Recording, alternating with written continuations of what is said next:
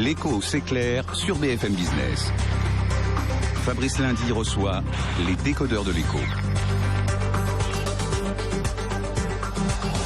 Oui, la grève à la SNCF qui est reconduite pour 24 heures supplémentaires, 7e jour de grève, mouvement reconduit par la CGT, par Sudrail, avec un gouvernement qui a bien l'intention de rester ferme et de mettre demain donc en discussion la réforme à l'Assemblée nationale, la fameuse réforme ferroviaire. Allez, les cheminots, les intermittents, est-ce que la réforme peut rester acquise ou justement être menée? On continue les débats avec Alain Fabre qui nous a rejoint. Bonsoir Alain Fabre. Bonsoir Fabrice. Économiste à l'Institut de l'entreprise, toujours avec nous Emmanuel Le Chypre, avec nous également Alexis Corbière, il est secrétaire national du Parti de gauche. Bonsoir Alexis Corbière. Bonsoir. Oui, c'est vrai que cette grève, 7e jour, je le disais, elle est rentrée complètement de plein pied sur la scène politique. On voit ça avec toutes ces réactions encore aujourd'hui. Jean-Baptiste Huet.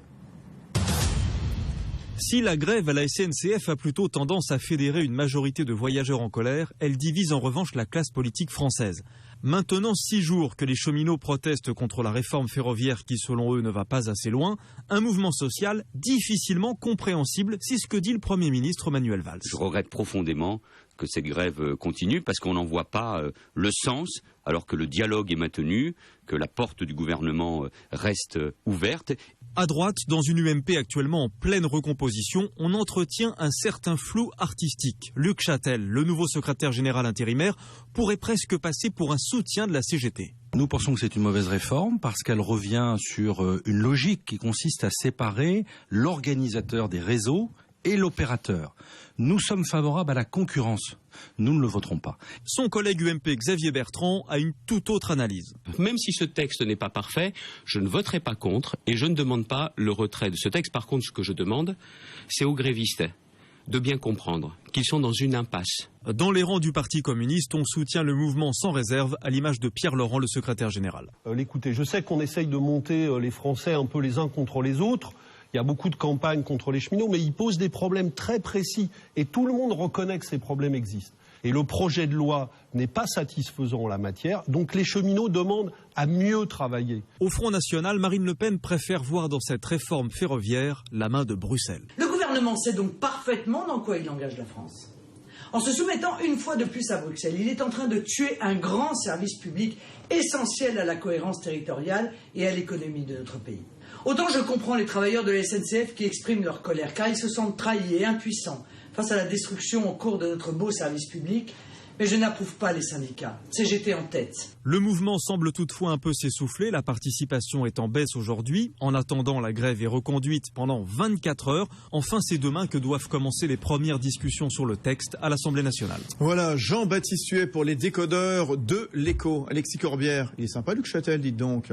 Non, il est manœuvrier parce que lui en plus il n'a pas bien compris ce qui se passe. Lui en gros il appelle à retirer cette loi parce qu'il considère qu'elle revient sur la séparation des activités de la SNCF alors que c'est l'inverse. Elle entérine la séparation des activités à la SNCF entre ce qui est de l'ordre du ferroviaire et ce qui est de l'ordre après des voies ferrées. Vous ne voyez pas donc au contraire un mais c'est une seule structure non, ça entérine le fait que ce soit séparé. Il y aura des conseils d'administration totalement différents et les dettes qui sont accumulées notamment par tout ce qui était RFF ne sont pas du tout prise en compte. Le ministre lui-même le reconnaît. Je crois même que le rapporteur Gilles Savary reconnaît lui-même que ces 40 milliards, c'est pas du tout stabilisé, etc.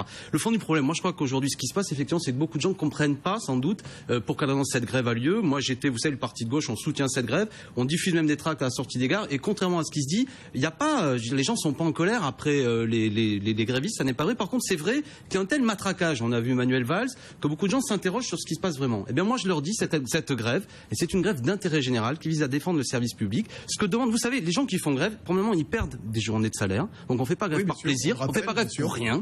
Et deuxièmement, ce qu'ils demandent, c'est une amélioration du service public, notamment de réhumaniser les gares, le fait qu'il y ait des moyens, des investissements qui soient faits. Ils s'interrogent notamment sur le fait que tout ce qui a été fait dernièrement a eu des conséquences, notamment sur la sécurité. L'accident de Brétigny, il est aussi, et je crois que les organisations syndicales n'ont pas totalement tort, dû au fait que RFF, étant asphyxié, n'ont pas fait les investissements qu'il fallait, et qu'on le veuille ou non, tout ça va vers une forme de privatisation, de possibilité de concurrence qui va avoir lieu. C'est l'objet du 4e paquet ferroviaire. L'accident de Brétigny, je comprends pas parce que là. C'est-à-dire qu'RFF n'a pas fait les investissements d'amélioration des. Et alors là, le fait qu'on les regroupe justement. Parce que le fait de regrouper permet ombrelle commune? Mais parce qu'on peut mutualiser les choses, c'est ce qu'on dit c'est ce que disent les organisations. Alors donc vous êtes pour cette réforme alors? Comme ça on éviterait l'accident de Brétigny. Cette réforme ne mutualise pas, ne fait pas dans une entité unique, c'est ce que demandent les organisations syndicales, du moment où je les soutiens, ne met pas dans une entité unique tel que c'était le cas auparavant. Je suis pas en train de décrire des choses incroyables, c'était comme ça qu'a toujours fonctionné la SNCF depuis sa création, mais effectivement, en raison notamment des demandes de l'Union européenne, on a eu, je crois que c'était en 2009 particulièrement, enfin ça a été 2003, 2004 et encore dernièrement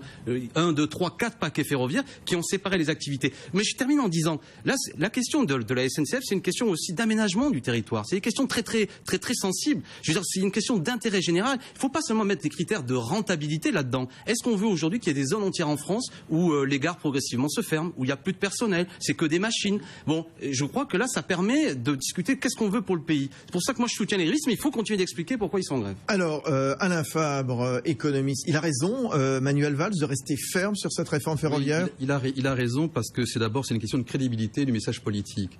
Clairement, aujourd'hui, ce qui se passe, c'est une forme d'écartèlement de la majorité face à ce que Manuel Valls incarne, un moment réformateur dans la gestion de la politique française.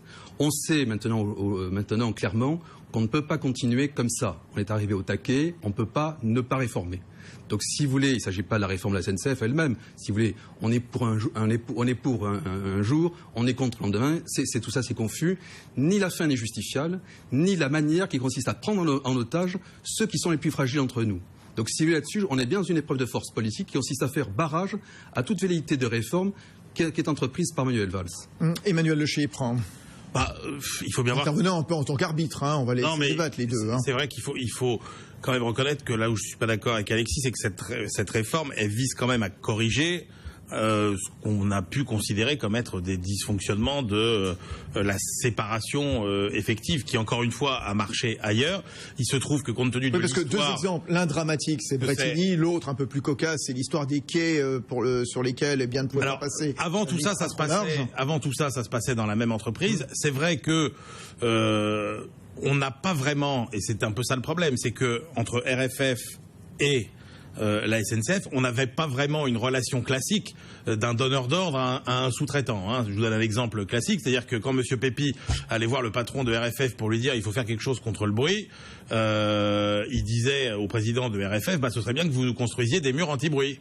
Et puis, par contre, le président de RFF disait à M. Pépi, oui, mais ce serait bien que vous mettiez des patins sous les trains. Parce qu'évidemment, les patins sous les trains, c'est la SNCF qui les paie, les murs anti-bruit, c'est RFF qui les paie. Et donc, là où il y a quand même un mérite à la réforme qui se dessine, c'est qu'il y aura quand même une entité au-dessus qui, pour le coup, sera capable de décider. Et puis l'autre idée, c'est qu'effectivement, ça permettrait de faire quelques économies. Je vous rappelle que la dette naturelle de la SNCF, c'est 1,5 milliard par an. L'idée, c'est de faire 1 milliard d'économies. Et vous avez tout de suite compris que quand vous avez dit ça, vous ne réglez absolument pas le problème des 40 milliards de dettes qui, encore une fois, résultent d'investissements qui ont été faits à tort et à travers sur des lignes dont on n'a absolument pas mesuré la rentabilité, le potentiel, etc. Et que comment ça se finira avec une règle d'or qui fait que dans un premier temps, on cherchera à stabiliser l'endettement et comme on verra qu'on n'arrive pas à le rembourser, d'ici 2020, c'est l'endettement qui redeviendra de la dette publique que chaque Français paiera. Dans cette histoire, Alain Fabre et puis ensuite Alexis Corbière, est-ce que vous avez l'impression que la CGT, Sudrail jouent un peu la politique de la terre brûlée, sont un peu des jusqu'au-boutistes. Justement, on a entendu tout à l'heure Laurent Berger de la CFDT dire on n'aurait jamais dû commencer cette grève finalement. Il faut revenir travailler. Moi, je crois que c'est clairement le cas. Et c'est en même temps, si vous voulez, cette culture française du refus absolu du dialogue social. C'est ça l'idée. Finalement, il n'y a qu'une vérité absolue. Il faut que l'adversaire tombe en rase campagne. Il n'y a pas de capitulation à moitié. Il faut une capitulation intégrale, etc.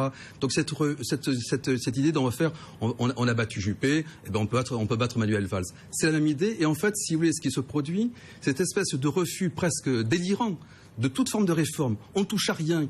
On fait une réforme un matin, on est contre. On fait l'inverse 15 ans après, on est contre. On est contre pas contre ces projets-là. On est contre tout acte réformateur. Et c'est ça qui est paralysant. Alors, c'est vrai que pour la CGT, c'est vrai que pour le syndicat, le ferroviaire, c'est idéal. C'est l'effet de levier maximum du point de vue de l'emmerdement que ça produit sur le pays.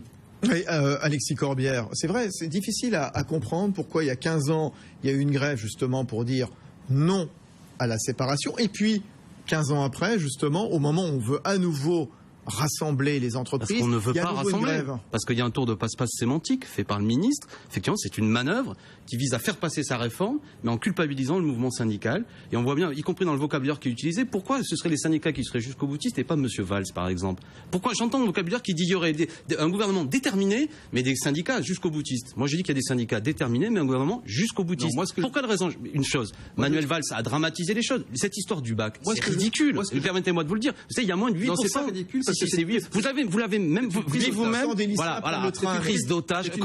Continuez. C'est la prise d'otage par le cartel des privilèges. Voilà. Cette réforme-là, elle est sur la table depuis 9 mois. Très bien. Qu'est-ce qu'on fait après la défaite au municipal? J'ai compris. Après la déroute. Ce que vous dites, c'est ce qui est répété partout. Qu'est-ce qu'on fait? On radicalise à gauche. On est le seul pays en Europe qui veut faire des réformes en radicalisant à gauche. Cher Alain Femme, ne récitez pas, s'il vous plaît, ce qu'on entend. Enfin, du moins, ok, très bien. Alors, je reprends le vocabulaire. Radicalisation, otage, en gros, des privilégiés. Quand même que je rappelle que les cheminots, y compris, on pourrait dire une chose. Ce sont quand même des gens qui... d'Artois sous Louis XVI. Non, mais très bien. Ne moquez pas des gens qui gagnent autour de 2000 € par mois et qui perdent 100 à 120 € par jour. Interrogez-vous pourquoi une femme et un homme... À quel âge aujourd'hui, c'est quand même l'aristocratie de la SNCF. Eh bien, justement...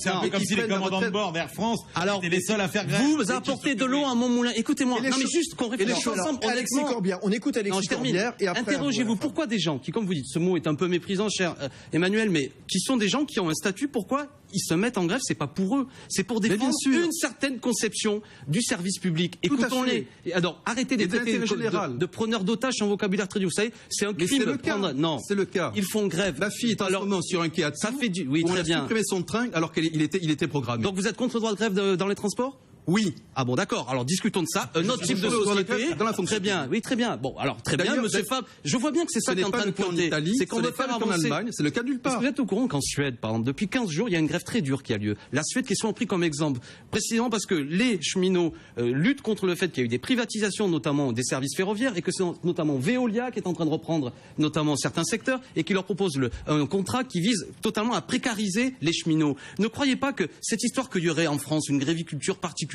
qui n'a lieu dans aucun pays, c'est du baratin. En Grande-Bretagne, il y a eu des luttes très très dures. Je vais vous poser une question, monsieur. Moi, je suis fier d'avoir des agents qui sont attachés au service public. Est-ce que les chômeurs, ça vous intéresse? Est-ce que les chômeurs, les gens non, aucunement, je m'en fous. Je suis. Non, mais arrêtez, monsieur. Les syndicats ne s'intéressent nullement aux chômeurs. Est-ce que vous savez qui demande la titularisation de gens qui sont en statut précaire? Qui est empêché de prendre son train aujourd'hui? Mais arrêtez. Les plus modestes pas le droit d'utiliser ce vocabulaire. C'est pas ceux qui circulent en Bentley qui sont privés de pouvoir. Est-ce que vous êtes au courant que notamment les cheminots demandent l'arrêt de la suppression prévue par monsieur Pépi de 2450 emplois? Est-ce que je peux vous retourner l'argument? Monsieur, en avez-vous rien à foutre de 2450 emplois? Est-ce que je discute comme ça avec vous? Mais c'est pas la SNCF qui va créer les emplois, c'est dans les entreprises. Non mais est-ce que vous êtes au courant que dans beaucoup de gares de province, il n'y a plus personne derrière le guichet? Vous vivez en France comme moi? Vous vivez en France comme moi? Vous avez déjà pris des gares en province où il n'y a plus personne à partir de 20h ou 22h? Forcément, le temps de travail est tellement limité. Alors, on va se retrouver dans un instant, on va continuer parce que pour l'instant, on parle des privilégiés. On parlera des intermittents également. Non, chacun son tour. On va se retrouver dans un instant, on parlera des intermittents. Non, chacun va reprendre un peu son calme. À tout de suite.